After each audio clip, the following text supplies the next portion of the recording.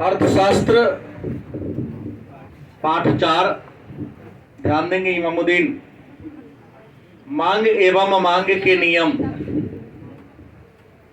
पिछले 2 दिनों से हम लोग इस टॉपिक पर चर्चा करते आ रहे हैं। और मांग क्या है, मांग के नियम क्या है, मांग फलन क्या है,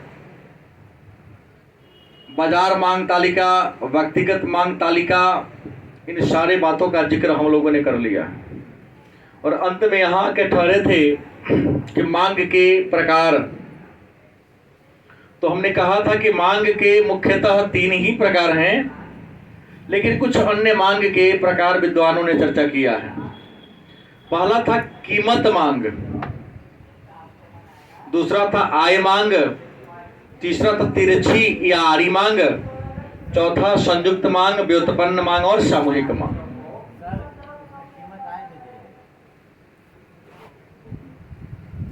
कीमत मांग। तो आइए चर्चा करते हैं। सबसे पहला कीमत मांग क्या है। तो कहता है कीमत मांग क्या है, या कीमत मांग से आप क्या समझते हैं।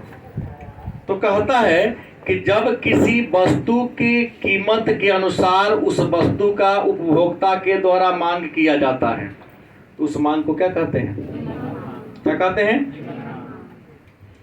मांग का नियम उम्मीद है हमारे सारे बच्चों को पता है, हमने पढ़ाया है कि यदि अन्य बातें समान रहे तो बाजार में जब किसी वस्तु की कीमत जैसे जैसे कम होती जाती है, उस वस्तु का डिमांड वैसे वैसे बढ़ता जाता है, और जैसे जैसे वस्तु का कीमत बढ़ता जाता है उस वस्तु का मांग नहीं। और एक बात और जान लीजिएगा, हमने कहा कीमत मांग, तो हमने एक बात आपको पढ़ाया है कि उपभोक्ता किसी वस्तु की मांग 2 बातों को ध्यान में रखकर करता है। पहला उस वस्तु की कीमत, और दूसरा उपभोक्ता की आय। एक उपभोक्ता अगर किसी वस्तु को खरीदने जाता है तो वस्तु खरीदते समय 2 बातों को विशेष ध्यान रखता है। पहला कि उसकी आय क्या है, माने कमाई कितना है हर महीना। दूसरा वस्तु का दाम कितना है। क्या मैं गलत बोल रहा हूं। अब सवाल है कि ऐसा क्यों रखता है। तो ऐसा इसलिए कि यदि उसका आय कम होगा तो वस्तु का डिमांड कम करेगा। आय कम होगा तो डिमांड कम करेगा, मांग कम करेगा। अगर आय ज्यादा है तो डिमांड ज्यादा करेगा, मांग ज्यादा करेगा। गलत कि सही। दूसरा, यदि वस्तु की कीमत कम है, आय छोड़िए, वस्तु की कीमत कम है, तो कम आय से भी वस्तु को ज्यादा खरीद लेगा नहीं। एक व्यक्ति ने कहा कि व्यक्ति अगर बाजार में किसी वस्तु की दाम घट जाती है तो व्यक्ति की वास्तविक आय बढ़ जाती है। बाजार में यदि किसी वस्तु का कीमत घट जाए तो व्यक्ति की वास्तविक आय क्या हो जाएगी, कैसे बढ़ जाएगी भाई। इसलिए बढ़ जाएगी क्योंकि वह जितना वस्तु पहले ज्यादा रुपया में खरीदता था, उससे ज्यादा वस्तु कम रुपया में खरीद लेगा, तो बचत हो जाएगा ना रुपया नहीं। तो प्रश्न है कि वस्तु की मांग कीमत द्वारा तय होती है। कीमत ज्यादा होगा तो मांग कम करेगा, कीमत कम होगा तो मांग। इसीलिए ज्यादा कीमत पर कम मांग, और कम कीमत पर। इसलिए मांग वक्र की ढाल कैसी होती है, कैसी होती है। हाँ, ऋणात्मक। मांग वक्र की ढाल कैसी होती है। तो पूछेगा ना कि मांग वक्र के ढाल के ऋणात्मक होने का रीजन क्या है, वजह क्या है। तो ऊंची कीमत पर कम मांग, कम कीमत पर, इसलिए आय वक्र की मांग वक्र कैसी होती है। दूसरा है मांग का दूसरा प्रकार आय मांग। क्या है।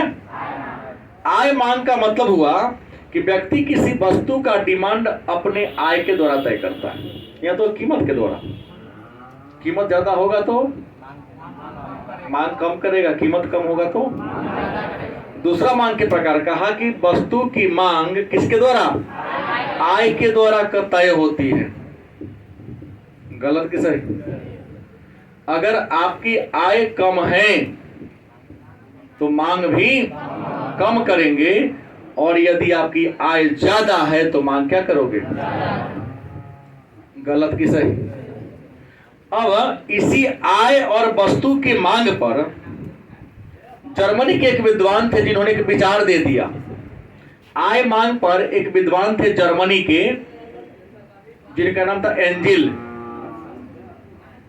क्या नाम था?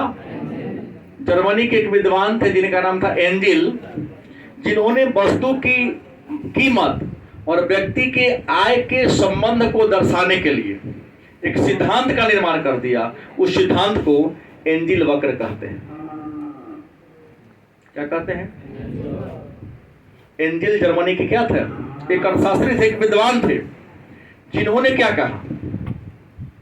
जिन्होंने आय और वस्तु के कीमत के बीच संबंध स्थापित कर दिया। तो वस्तु की आय और वस्तु के कीमत के बीच संबंध को स्थापित करने वाला जो सिद्धांत है, उसी सिद्धांत को हम एंजिल वक्र के नाम से। एंजिल वक्र कहता है, चित्र बना के मैं इनको दर्शा दूं आपके सामने। एंजिल ने कहा, यहां तो ज्ञान में करते वाई एक्सिस होगा, यहां पर एक्स एक्सिस होगा, यहां पर क्या होगा? ओ होगा। और आप जानते हैं कि यहां पर क्या होगा? प्राइस होगा, या इनकम दे सकते हैं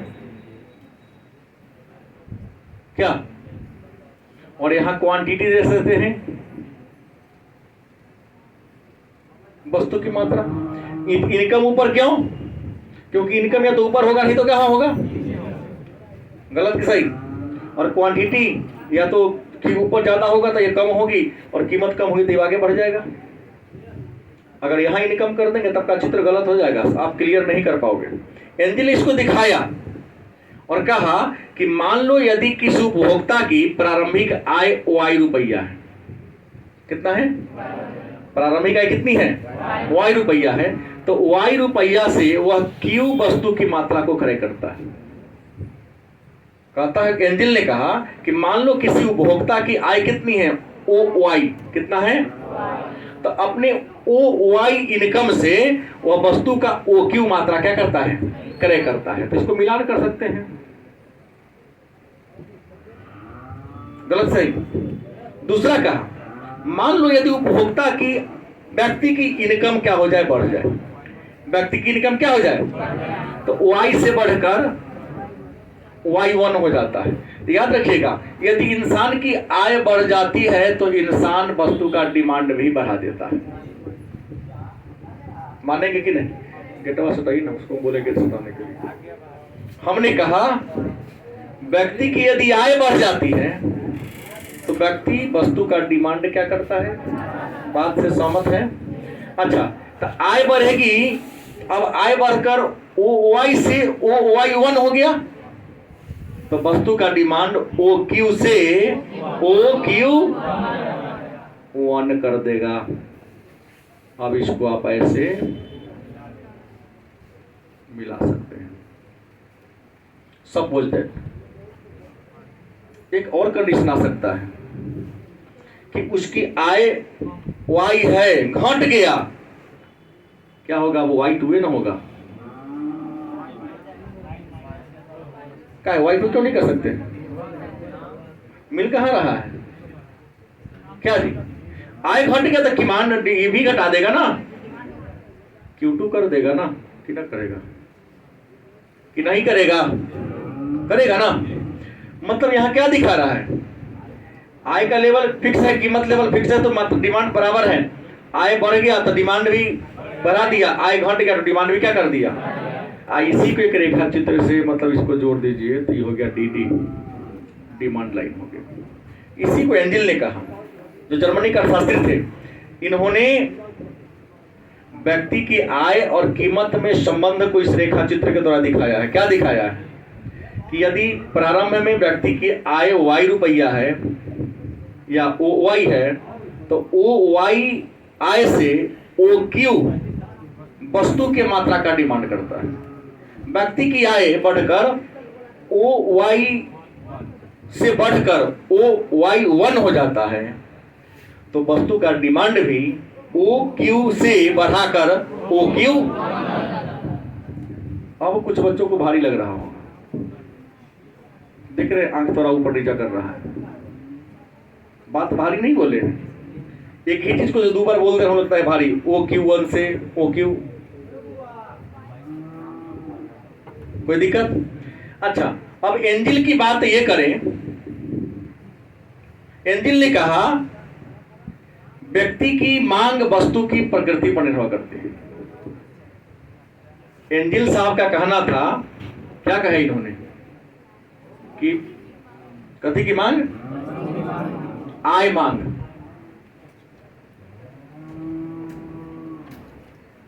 आय मांग वस्तु की प्रकृति पर निर्भर करती है। आय मांग किस पर निर्भर करती है? और आप जानते हैं वस्तु तो ये प्रकार का होता है, बता दो वस्तु कितने प्रकार का होता है? 2 प्रकार का वस्तु होता है। गलत सही? या तो वस्तु श्रेष्ठ होगा अन्यथा घटिया होगा। वस्तु कितने प्रकार का होगा? वस्तु 2 प्रकार के होगा। वस्तु कितने प्रकार का होगा? वस्तु क्या होगा? श्रेष्ठ, जिसे सामान्य भी कहते हैं। और दूसरा क्या होगा? घटिया या निम्न कोटि के, इन्फीरियर या सुपीरियर। अब मन में एक प्रश्न आ जाता है कि सर श्रेष्ठ वस्तु या सामान्य वस्तु किसे कहेंगे और घटिया वस्तु किसे कहेंगे? और याद रखेंगे घटिया वस्तु और श्रेष्ठ वस्तु पर विचार हमारे एंजल साहब ने दिया था। और एंजल कहाँ के थे? कहाँ के थे? जर्मनी के थे। तो प्रश्न है श्रेष्ठ वस्तु कहते किसे हैं और घटिया वस्तु कहते किसे हैं? याद रखेंगे श्रेष्ठ वस्तु उस वस्तु को कहते हैं जब व्यक्ति की आय बढ़ती है तो जिस वस्तु का डिमांड बढ़ा देता है और कुछ वस्तु को उपयोग करना छोड़ देता है। तो व्यक्ति के जब आय बढ़ता है तो जिन चीजों का उपयोग करना वो छोड़ देता है तो हो गया घटिया वस्तु, और जिन चीजों का प्रयोग बढ़ा रहा हो गया मनुष्य सामान्य वस्तु या श्रेष्ठ वस्तु। किसको नहीं समझ में आया? प्लास्टिक का चप्पल बहुत बच्चा फीता वाला चप्पल पहना, जो आदमी कमाएगा ना बढ़िया बूट पहनेगा। ये प्लास्टिक वाला कपड़ा नहीं पहनेगा, लीलन वाला कपड़ा सब खरीदेगा। लीलन का लई अगर है तो कॉटन में सबसे सुपीरियर क्वालिटी लीलन होता है। हाँ, एक शॉर्ट पर कम से कम 5-6 हज़ार तो आ ही जाएगा केवल शॉर्ट पर। तो फिर पहनोगे तो गर्मी एहसास नहीं होगा, लगेगा नहीं कुछ बोझ नहीं पहने हुए हैं। गलत कि सही? लाइट उसका वैसा ही रहेगा, कपड़ा फट जाएगा लेकिन उसका लाइट नहीं जाएगा। आपकी आय बढ़ेगी तो पंखा में नहीं रहिएगा। हाँ, कूलर या एयर कंडीशनर, पहले कूलर का डिमांड कीजिएगा, फिर और इनकम बढ़ेगी तो बिना एसी का नहीं चलेगा। साइकिल से चल लेते थे, थोड़ी बढ़ेगी तो मोटरसाइकिल होगी, उससे बढ़ेगी तो थोड़ा सा हाँ कार खरीदाएगा, लेकिन और बढ़ेगी तो कार के ब्रांड बदलेगा। जैसे जैसे आय बढ़ती है तो बढ़िया क्वालिटी के वस्तु का प्रयोग करते, उसी वस्तु को श्रेष्ठ वस्तु या सामान्य वस्तु। और याद रखें एंजल साहब ने कहा कि श्रेष्ठ वस्तु के संबंध में वस्तु की कीमत और मांगी गई मात्रा में धनात्मक संबंध होता है। कीमत व मात्रा में कैसा संबंध होता है? अभी बात बहुत लेकर को ना बचेगा कि श्रेष्ठ वस्तु अगर होगा तो वस्तु की कीमत और मांगी गई मात्रा में क्या होगा? जैसे अगर बढ़िया वस्तु है तो दाम बढ़ेगा तो अमीर लोग उसको बेसी खरीदेगा, सस्ता होगा तो लोग ना खरीदेगा। जाके तो कुछ लोग घिउरा के सब्जी नहीं खाते हैं। नहीं, सर नहीं गया, वो सब खा रहा है। हाँ हाँ, अब सिटी गोल्ड सोना आ गया। पहले लोग सोना पहनना गर्व मानते थे, अब देख रहा है कि सब सिटी गोल्ड का पहने का चेने पहने हैं, जैसे सिक्कर पहने हुए हैं, तो लोग बड़े लोग नहीं पता डायमंड पहनते हैं। वो गलत नहीं बोल रहा हूं। ज्यादा से ज्यादा प्लेटिनम का उपयोग करेगा वो। अल्टो सब खरीद रहा है। अब वो लोग मर्सिडीज पर चलते हैं, BMW पर चलते हैं वो लोग। हाँ, फॉर्च्यूनर का डिमांड होता है उन लोगों के लिए। तो प्रश्न ये है कि श्रेष्ठ वस्तु कीमत और मात्रा में कैसा रिलेशन होगा? धनात्मक संबंध होगा। धनात्मक संबंध कहने का मतलब है कि आपकी मांग यदि क्या होती है? बढ़ती है। क्या बढ़ती है? कीमत बढ़ती है और आपकी आय भी बढ़ती है, तो आप मांग को घटाइएगा नहीं, गलती क्या कर दीजिएगा? बढ़ा दीजिएगा। गलत कि सही? उम्मीद है आप इस चीज को समझ गए होंगे। अब एक घटिया वस्तु किसे कहते हैं? इन्फीरियर गुड्स, ऐसे सुपीरियर गुड्स कहते हैं। घटिया वस्तु कहते किसे हैं? तो घटिया वस्तु उस वस्तु को कहते हैं जिसका प्रयोग एक उपभोक्ता इसलिए करता है क्योंकि उसकी आय कम होती है। क्या होटल में जाते ही लिट्टी समोसा ऑर्डर कर दिए तो मुझे इनकम अभी कम है, आज जाते ही कहा कि थोड़ा चार गो स्पंज लाइए भाई, नहीं इनकम लेवल में ठीक ठाक है। क्या राजा गलती बोल रहे हैं? बोलो ना। नहीं गलती नहीं बोल रहे, सही बोल रहे हो ना। प्रश्न है कि घटिया वस्तु किसे कहेंगे? तो घटिया वस्तु उस वस्तु को कहते हैं कि जब उपभोक्ता की आय कम होती है तो उसका प्रयोग करता है, आय बढ़ता है तो प्रयोग करना छोड़ देता है। आय बढ़ने पर यूज क्या कर दिया? छोड़ दिया। और आय घटने पर यूज करना प्रारंभ कर दिया तो उसे क्या कहेंगे? घटिया वस्तु। और याद रखिए घटिया वस्तु में कीमत और मात्रा में, घटिया वस्तु में उल्टा हो जाएगा, कीमत व मात्रा में कैसा रिलेशन होगा? तो उम्मीद है कि आप लोग इस बात को समझ लिए होंगे। और इस श्रेष्ठ वस्तु और घटिया वस्तु के बारे में संबंध की व्याख्या इंग्लैंड के एक अर्थशास्त्री रॉबर्ट गिफिन ने किया था। किसने किया था? इस सामान्य वस्तु और घटिया वस्तु में कि सामान्य वस्तु वह है जिसका प्रयोग इसलिए करते हो कि हमारी आय ज्यादा है, और घटिया वस्तु वह है जिसका प्रयोग इसलिए करते हो क्योंकि हमारी आय क्या है। तो इस बात के बारे में जानकारी सबसे पहले जिस विद्वान ने दिया था उस विद्वान का नाम क्या था? Robert Giffen. इसीलिए हम इसे गिफिन का विरोधाभास नियम, क्या हुआ, क्या कहते हैं? गिफिन का विरोधाभास नियम के नाम से जानते हैं। हाँ, घटिया वस्तु को सही बोले गिफिन वस्तु के नाम से भी जाना जाता है। अगर ये बात को समझ लिए तो मैं आगे बढ़ूं, तिरछी आरी मांग पर चर्चा करेंगे। अगर नहीं समझे तो एक बार और मैं आपको समझाने का प्रयास करता हूं। बोलिए।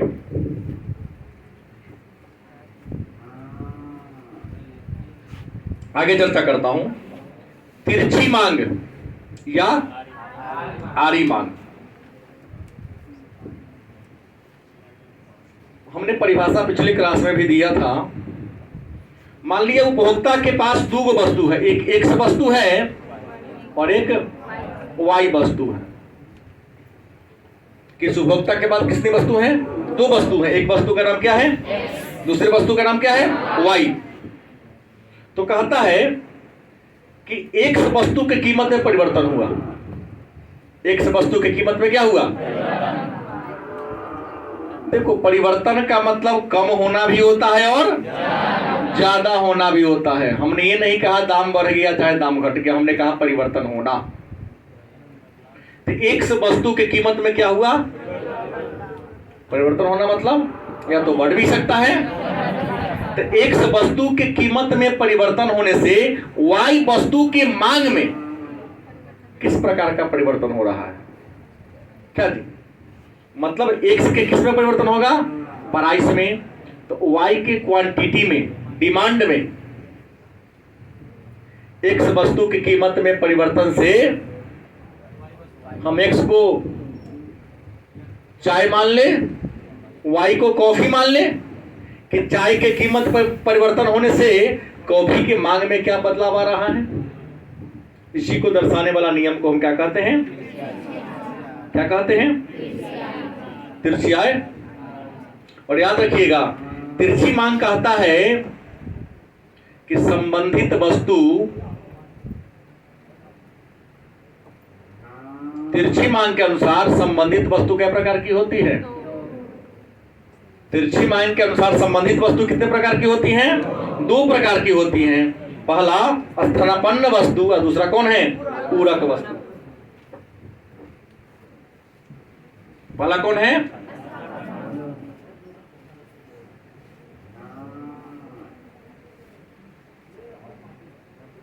और दूसरा कौन है? अब एक बात आपसे पूछ दूं, स्थानापन्न वस्तु किसे कहेंगे और पूरक वस्तु किसे कहेंगे? चर्चा पहले भी हो चुकी है। स्थानापन्न वस्तु किसे कहेंगे या पूरक वस्तु किसे कहेंगे? तो कहता है स्थानापन्न वस्तु, नाम है स्थानापन्न, मान उसके स्थान पर, उसके स्थान पर, उसी के बदले में। क्या जी? एक वस्तु का हम प्रयोग कर रहे हैं, उस वस्तु का जैसा गुण है, जैसा धर्म है, उसी के प्रयोग करना हम छोड़ दिए, उसी के जगह पर हम उसी के समकक्ष और उसी प्रकार के गुण धर्म वाला अगर दूसरी वस्तु का प्रयोग कर रहे हैं, तो पहली वस्तु का स्थानापन्न क्या होगा? दूसरी वस्तु हो जाएगा। जैसे हम यहां कर सकते हैं चाय का, क्या होगा? चीनी का गुड़। मीठा मत खाइए। क्या जी? स्थानापन्न वस्तु कहता है कि चाय के कीमत में परिवर्तन होने से गुड़ के, कॉफी के मांग में कितना परिवर्तन हो रहा है। सीधी बात है, चाय का दाम बढ़ गया, कॉफी के दाम उतने हैं, तो कॉफी चाय पियोगे, चलो कॉफी पी के आते हैं। चीनी के दाम बढ़ गया, हम पिछले दिन ही बोला था कि हम लोग इकोनॉमिक्स वाले थोड़ा सा कंजूस ज्यादा होते हैं। मीठे में चाय बनेगा, चाय पत्ती का दाम भी घटेगा, लाल चाय चलेगा। मीठा रखने से ऑलरेडी लाल हो जाता है। हम तो चाय इसलिए पीते हैं कि मीठा लगे, चाय से चीनी निकाल लो, हम भी नहीं करेंगे, ऊर्जा मिलता है ना। क्योंकि रियल में चाय में थीन नामक रसायन पाया जाता है। क्या हम लोगों को थीन मिलता है? नहीं। इतना न बरका दिए, घर में चाय बनाने के लिए कहो, लगेगी खौलाने, खौलाते नहीं, रंग खोलता ज्यादा क्यों? तो रंग पकड़ रहा है। अंदर आओ, क्या पकड़ रहा है? रंग कलर पकड़ रहा है।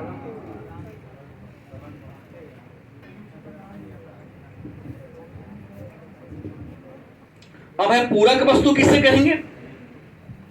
किसे कहेंगे? हाँ, तो याद रखिएगा, स्थानापन्न वस्तु में कीमत और मात्रा में धनात्मक संबंध होगा। क्या संबंध होगा? एक का घटेगा, दूसरा का बढ़ेगा। दाम अगर बढ़ गया तो आप छोड़ देगा, प्रयोग करना शुरू कर देगा। लेकिन पूरक वस्तु कहता है कि जब किसी निश्चित उद्देश्य को पूरा करने के लिए, जब दोनों का एक साथ प्रयोग किया जाए, जब किसी निश्चित उद्देश्य को पूरा करने के लिए 2 वस्तु का प्रयोग एक के साथ किया जाए, उद्देश्य एक ही है लेकिन एक के साथ प्रयोग हम 2 वस्तु का कर रहे हैं। जैसे कलम का स्याही, पूरक वस्तु में क्या होगा? कलम का, हाँ, मोटर कार का पेट्रोल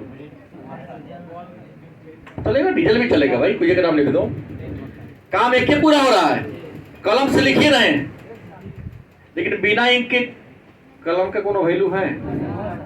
जब 2 उद्देश्य के पूरा करने के लिए एक ही वस्तु का प्रयोग किया जाए तो उसे क्या कहेंगे? और याद रखेंगे, पूरक वस्तु में कीमत और मात्रा में कैसा? ऋणात्मक संबंध होगा। कैसा होगा कि नहीं होगा? देखिए ना, अचानक दाम बढ़ रहा है का लिंक लाइसर का,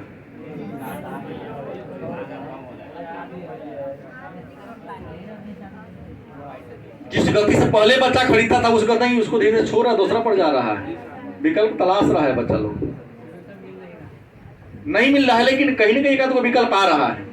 हम इस पर भी दिमाग पे डाल, उसका नाम देखिएगा, स्वतः गिरेगा। पेट्रोल का दाम बढ़ जाएगा बहुत ज्यादा।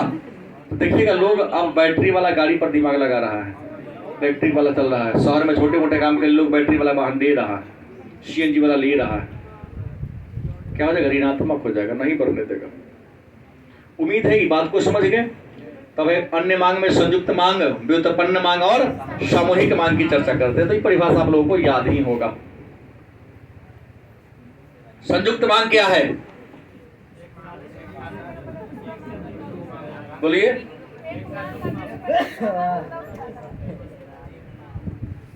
ये हमरे सर्दी तुमको हो रहा है। संयुक्त मांग क्या है? तो एक ही उद्देश्य को पूरा करने के लिए, हमने कहा था पिछले क्लास में, एक ही उद्देश्य को, जब दो या दो से अधिक वस्तु का प्रयोग एक ही साथ किया जाए, एक ही समय पर किया जाए, एक ही उद्देश्य को पूरा करने के लिए एक ही समय में जब दो या दो से अधिक वस्तु का प्रयोग किया जाता है तो उसे हम, जैसे बैट का बॉल, क्या जी, बैट का, जूता का, स्कूटर का पेट्रोल, ब्रेड का बटर। बिना बटर के ब्रेड के वैल्यू है? अब चलो क्रिकेट खेले, बैट लेके चल गए, बॉल है ये ना खिलाएगा। उद्देश्य तो एक ही पूरा हो रहा है, एक ही समय पर होगा। ही नहीं कि अभी बॉल फेंक लेते बाद में बैट लेके गए तो फेंका मारा जाएगा उससे, ऐसा होगा थोड़ी ना। या पहले बैट चला के मार देते हैं, बाद में बॉल फेंकेगा, तो बैट और बॉल से कोई रिश्ता रहेगा? और व्युत्पन्न मांग क्या है? जब एक वस्तु का हम डिमांड करते हैं और दूसरे वस्तु का मांग अपने आप पैदा हो जाता है। हम मांगे नहीं है, अपने आप हो गया। होटल में गए, समोसा लाइए तो दो, बिना कॉले चटनी दे देता है। क्या दूसरी बार चावल मांगते हैं तो बिना पूछे दाल लेके आता, सब डाल दे, सब्जी दे, लाता है।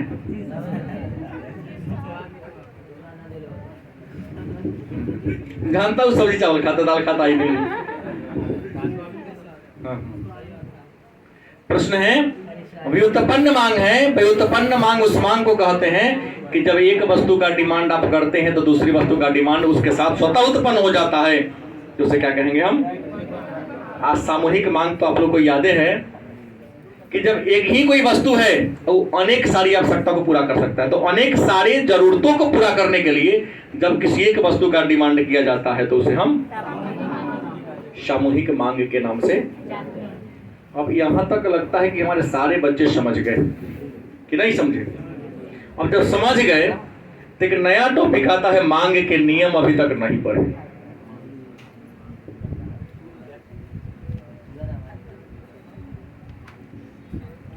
हालांकि मैं समझा चुका हूं पहले ही, आगे निकल जाएंगे फिर भी फर्क पड़ने वाला नहीं है। तो मांग का नियम क्या है? तो हमने बताया कि मांग का नियम एक लाइन में गुणात्मक कथन है। कैसा कथन है? कहोगे कि सर एक शब्द कह दिया, यही नियम के ना हो गया। मांग का नियम कैसा कथन है? तो कहता है कि वस्तु की कीमत और उस कीमत पर मांगे जाने वाली वस्तु की मात्रा के संबंध को बताने वाला जो नियम है, क्या कहते हैं? किसी वस्तु की कीमत और उस कीमत पर किसी वस्तु के जितने मात्रा का डिमांड किया जाता है, इसी रिलेशन को बताने वाले नियम को क्या कहते हैं? और मांग के नियम तो पहले ही बता दिए थे, याद है कि नहीं? Demand, price, price, demand. गलती है कि सही है? गलती हो गया, हाँ गलती हो गया, लकीर हमने गलती खींच दिया। हमने कहा गलती इसलिए खींचा, यहां अगर डिमांड है तो प्राइस कहां होगा, और ऊपर यदि प्राइस है तो डिमांड कहां होगा? अब सही हुआ। मांग का नियम गुणात्मक कथन है। क्या कहता है? यदि निश्चित समय, यदि अन्य बातें समान रहे तो एक निश्चित कीमत पर निश्चित समय में वस्तु का एक उपभोक्ता कितना डिमांड कर रहा है, मतलब ये करता है। यदि वस्तु का डिमांड, कीमत नीचा है तो डिमांड क्या होगा, और कीमत ज्यादा है मतलब डिमांड क्या होगा, मतलब अन्य बातें समान रहे तो बाजार में जैसे जैसे किसी वस्तु का कीमत बढ़ता जाता है उसका मांग धीरे धीरे घटता जाता है, और जैसे जैसे कीमत घटता जाता है उसका डिमांड क्या होता है, इसी संबंध को हम क्या कहते हैं। और हमने कहा था कि वस्तु की मांग वह कीमत में कैसा संबंध है, ऋणात्मक। कैसा रिलेशन है, कम दाम पर ज्यादा मांग और ज्यादा के दाम पर कोई दिक्कत। अब है एक बात बार बार बोल रहा हूं, यदि अन्य बातें समान रहे तो, अन्य बातें समान रहे तो यहां एक प्रश्न आपसे बना सकता है 2 नंबर में, यदि अन्य बातें समान रहे तो अर्थ स्पष्ट करें। यदि अन्य बातें समान रहे तो कहने का तात्पर्य क्या है, याद रखें, यदि अन्य बातें समान रहे तो यह मांग के नियम की मान्यता है।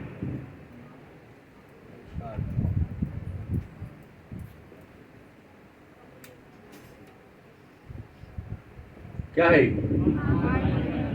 पूछेगा कि मांग के नियम की मान्यता को लिखें या अन्य बातें समान रहे तो का भाव स्पष्ट करें, या इसी प्रश्न को और चेंज कर सकता है,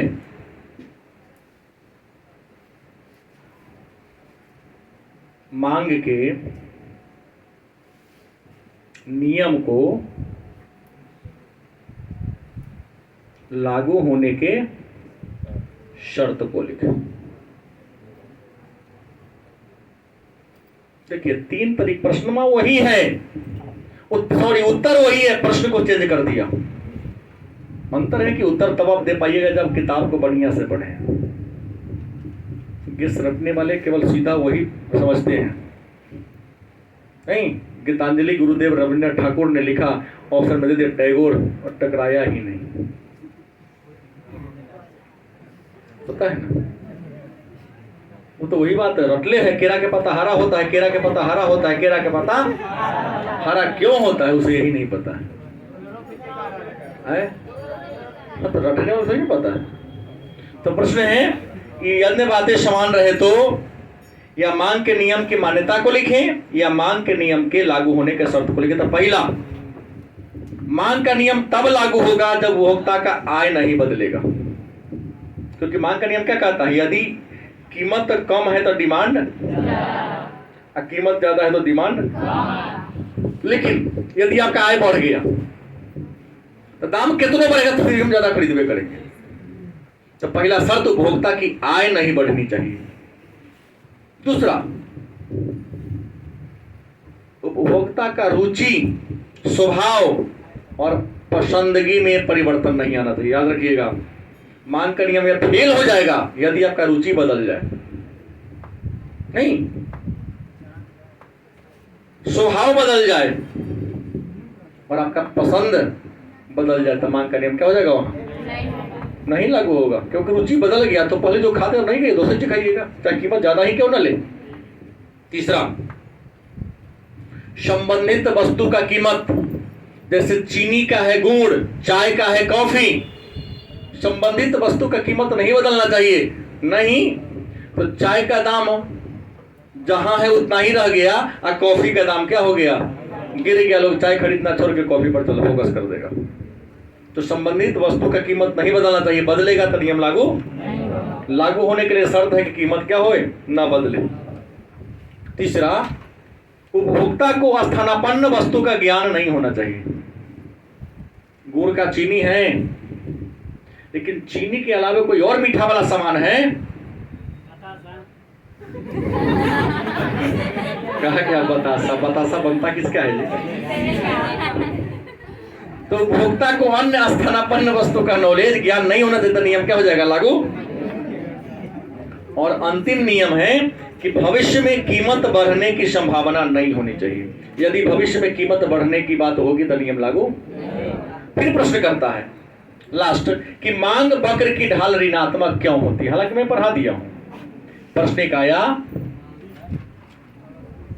मांग वक्र की ढाल ऋणात्मक क्यों होती है? मतलब ये चित्र से मत समझो ना आप, ये कहता है वाई ओ एक्स, यहां वस्तु की मात्रा, वस्तु की, और यहां क्या होगा? कीमत। तो ये कहना ये चाह रहा है, ये अगर डी है तो मांग वक्र की ढाल जो है ऊपर से बाएं से, मतलब ऋणात्मक क्यों होती है? तो हमने कहा था कि मान लो वस्तु का कीमत है 10 रुपया, तो 10 रुपए कीमत पर डिमांड कर रहा है 15 इकाई का, वस्तु का कीमत बढ़कर हो गया 12 रुपया। उपभोक्ता नियम है खरीदेगा अब 10 को इकाई, कीमत घटकर 5 रुपया हो गया, गारंटी है कि वह 20 इकाई बढ़ा देगा। गलती की सही?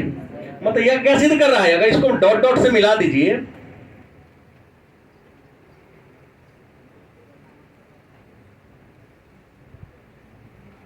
हालांकि हमको सटा के खींचना चाहिए, हम पहले खींच दिए हैं समझाने के लिए आपको। देख रहे हैं, कीमत ज्यादा है तो डिमांड, कीमत कम है तो डिमांड। तो कीमत और के कारण, आय के कारण मांग वक्र की ढाल क्या होती है? ऋणात्मक होती है। अब कुछ बातें हैं, मांग के नियम के अपवाद की बात करते हैं। तो मांग के नियम के कुछ अपवाद भी हैं, कुछ ऐसा जगह है जहां पर मांग का नियम लागू। अब कहोगे कि सर मांग का नियम कहां लागू नहीं होगा? तो पहला बात कि भविष्य में यदि किसी वस्तु का दाम बढ़ने वाला है, नहीं, आलू आज 20 रुपए किलो है मान लो, और 15 दिन के बाद 50 रुपए किलो हो जाएगा, तो लोग डिमांड कम नहीं करेगा और ज्यादा ही डिमांड करेगा। अरे 150 रुपए किलो होने वाला है, आज तो 22 दे रहा है, ज्यादा खरीद लो। क्या जी? दूसरा, प्रतिष्ठा सूचक, जिस वस्तु से इंसान का प्रतिष्ठा बढ़ता है, कीमत बढ़ेगा तो लोग ज्यादा खरीदेगा, कीमत घट जाएगा तो, देख रहे सोना दाम कम था, कहां वो लोग ज्यादा लेता था, आज जितना सोना का कीमत बढ़ता जा रहा, डायमंड का कीमत बढ़ता जा रहा है, लोग जो उतना ही करते जा रहा। गरीबी कहां गरीबी है जी? सोना प्रतिष्ठा का सूचक, दाम कितना बढ़ेगा लोग खरीदना नहीं छोड़ेगा, क्योंकि सोना गोल्ड से इंसान का ग्लोरी बढ़ता है। एक सोना पहना है, लेकिन डुप्लीकेट ओरिजिनल की पहचान हो जाती है। नहीं, बेल्ट चौड़ा होगा तब पूछ जाता है वो डुप्लीकेट है। चोरबो छीनने से पहले आदमी के ब्रांड निकला लेते, कोई टाइप के आदमी है। क्या गलती बोल रहा हूं? जी कहता है गलती बोल रहा हूं। हम लोग पहनेंगे तो ना कौन छीनेगा, कहेगा सिटी गोल्ड पहन ले, और वही कार से उतरेगा, भले डुप्लीकेटे का ही ना पहनने का, पहले ओकरा बैठा पट्टा मारेगा, नहीं कार से उतरा है, ओरिजिनल होगा ही। उपभोक्ता की अज्ञानता, कई बार आप लोग जैसा अज्ञानी उपभोक्ता हुआ, कल गोभी रुपये दिया था 70 रुपए केजी, अरे तो 60 दे रहा है, 5 किलो जो खा दो, हो सकता है अंदर 40 रुपये ना के ना लेंगे। कल 70 दे रहा था, 10 रुपया गिरा दिया, आपको लगा कि नया आयल है, चलो इसे खरीद लेते हैं, क्या पता। नहीं, ऐसा नहीं खरीदना चाहिए, पूरे मार्केट ट्राई कर लो, क्योंकि मुंह बाजार के प्रवेश गेट पर हमेशा सामान महंगा बिकता है, क्योंकि लगता है कि कुछ लोग हड़बड़ाए लाएंगे लेके यहाँ से चलेंगे, तो अंदर जाके देखो, उसे हो सकता है कि बढ़िया क्वालिटी हो और दाम भी क्या हो, सस्ता हो। अब एक बात कहता है कि मांग के घटने और बढ़ने के क्या कारण है। अचानक कभी कभी मांग बढ़ जाता है या मांग घट जाता है, तो याद रखिए मांग में वृद्धि होने का रीजन क्या होता है। तो मांग के बढ़ने का पहला कारण उपभोक्ता का आय का बढ़ना होता है। मांग क्यों बढ़ता है? क्योंकि आपका आय बढ़ गया। दूसरा हो सकता है कारण, नहीं, कीमत घट गया। तीसरा कारण हो सकता है कि आपके परिवार में सदस्य की संख्या क्या हो गई, बढ़ गई। चौथा कारण हो सकता है कि ग्राहकों की संख्या बढ़ गई, और पांचवा कारण हो सकता है कि भविष्य में वस्तु का दाम बढ़ने वाला।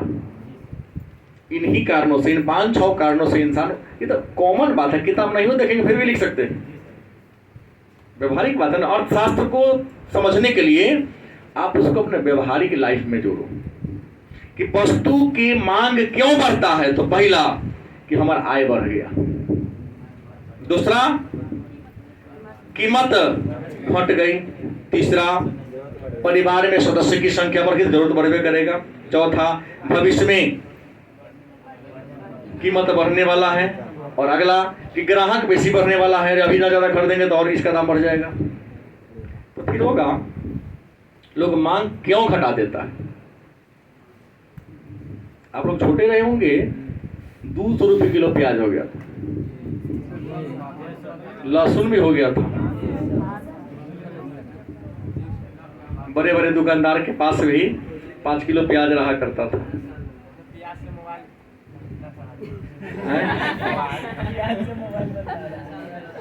फेसबुक के माध्यम से प्रचार होता था कि दहेज भी अपने मित्र के शादी में गिफ्ट किया दिया था, प्याज का 1 किलो पैकेट दे दिया, डिब्बा में दे दिया 1 किलो। नहीं, क्योंकि ज्यादा कीमती चीज है, प्याज का माला लेके उसको पहना दिया। कन्या ने वर को वरमाला के समय प्याजे के माला पहनाया कि कोई गुलाब के फूल से ज्यादा कीमती है ये सब आलोचना है, कमेंट है। तो प्रश्न है कि मांग में कमी के कारण क्या है। तो मांग में कमी का पहला कारण कि आपका इनकम कम हो जाना संभव है, आपका आय क्या हो जाना। दूसरा कारण उपभोक्ता की संख्या घट जाना। तीसरा कारण कीमत वृद्धि हो जाना, जलवायु में परिवर्तन हो जाना, क्रेताओं ग्राहकों की संख्या घट जाना, और भविष्य में और दाम कम होने का भय है। जैसे नया आलू निकलने लगता था, कोई बुर्बकीय आदमी होगा जो एक बोरा खरीद के रख देता है, क्योंकि नया आलू निकलेगा तो आज 100 रुपये पसेरी है, तो 8 दिन के बाद 90 हो जाएगा, फिर 80 हो जाएगा। जैसे जैसे आलू खनाता जाएगा उसका कीमत गिरेगा ना। तो भविष्य में दाम कम होने की संभावना है, कीमत कम होने की संभावना है, जलवायु बदलने की संभावना है, इंसान की आय कम हो गया, ग्राहक घटने वाला है, उसका प्रयोग कम कर देता है लोग। तो डिमांड क्या हो जाएगा, मैंने मांग कम हो जाएगा। तो ये हम लोगों ने अभी से 3-4 दिन से यही पढ़ा कि मांग और मांग के उम्मीद है आप सबको मांग और मांग के नियम टॉपिक समझ में आया होगा। कल के क्लास में हम लोग मांग के लोच के बारे में चर्चा करेंगे।